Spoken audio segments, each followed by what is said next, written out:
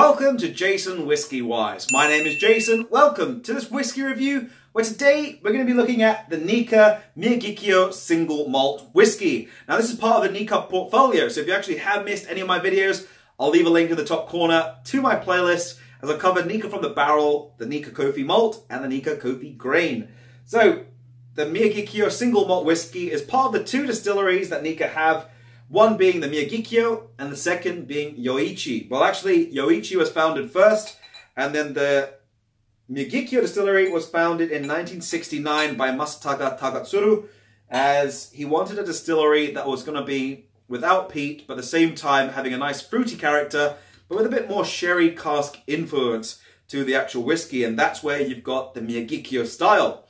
Now, this one is a no-age statement whiskey. When they had it back maybe 5 years ago here, you actually had a 10-year-old, a 12-year-old, and I think there was also a 15-year-old. Correct me if I'm wrong. But they did have some age statements. Now, because of the massive demand in Japanese whiskey, we're seeing most of the age statements are being withdrawn, and most stuff is coming out as no age statement whiskies, as this is. So it's bottled at 45%.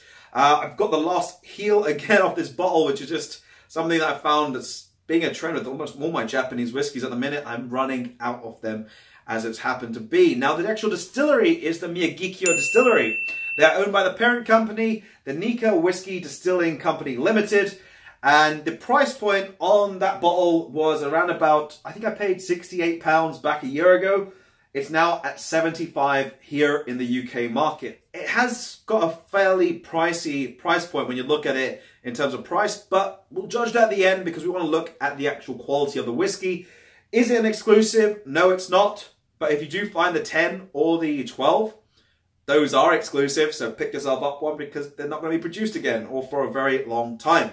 So let's jump straight into the nosing of this whiskey, into the nose. First up, I'm getting a lot of a fruitier presence, and I am getting a lot more of a floral character about this whiskey. It's actually surprising when I compare it to the other three that I've tried so far. The profile on this one is very, very different. I'm getting a lot of red fruits to begin on this one. I'm getting like those, we get strawberry sweets over here, but they're called fizzy strawberry laces, which have got some sort of sherbet on the coating. On the outside, it reminds me of those. A little bit of red licorice, cherry blossom, with a nice sort of sweeter floral character just on the end. There is a fruity presence on this one, and it's more like pomegranate. I want to say goji berries with a little bit of dried cranberries. And then I'm getting banana smoothie on this one. Milk chocolate.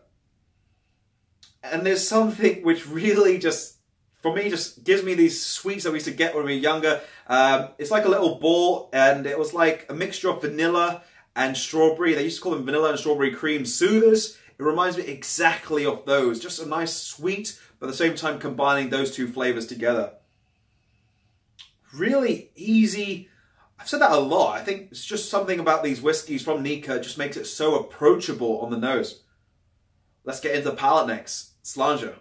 Palate-wise on the actual Miyagikyo single malt, you've got a nice medium texture which arrives onto the palate, but you do get a little bit of spice to it. You do get, for me, first up is like that sweeter character, like a heathered honey. You get those ginger snap biscuits, a little bit of nutmeg. And then you get a citrus note coming through, a sweet citrus, a clementine, bit of tangerines.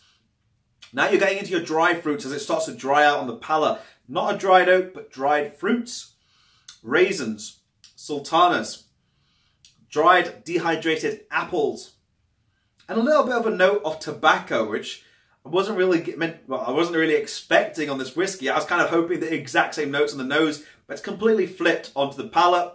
Let's see what the finish has on hold, and then we'll give you guys my opinions.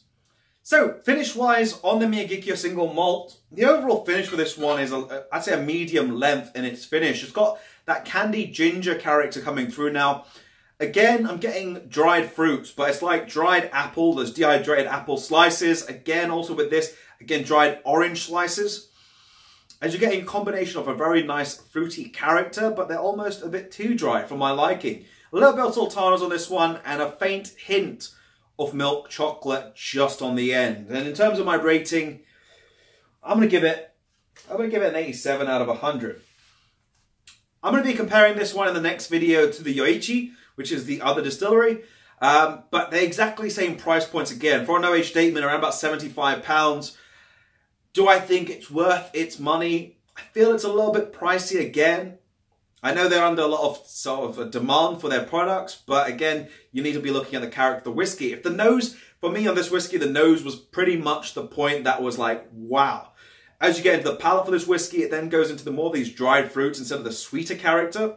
And for me, that's where it almost lost me a little bit. And when I compare this to the Nikka Coffey Malt, the Coffey Malt for me was a much more, it gave me a lot more character, which I really enjoyed, versus the single malt Miyagikyo. So, my overall rating, do I think it's value for money? I think it's a little bit more pricier than what I'd be happy to pay for it currently in the market. But back, a year ago, I'd say okay, 55, 65 pounds, happy with it.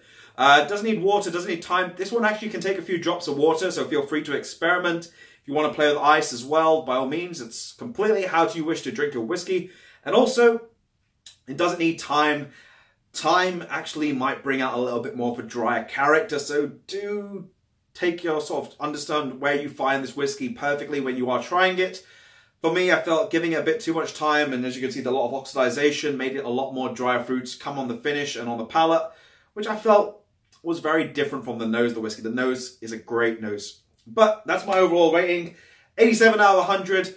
Good whiskey, just really didn't expect it to take from a sweet approach into a dried fruity approach. That was just what I discovered on this one. But let me know your thoughts if you have tried it down below in the comment section. Also guys, if you have enjoyed, drop it a thumbs up. Be sure to hit the subscribe button, which I'll leave over here if you are new.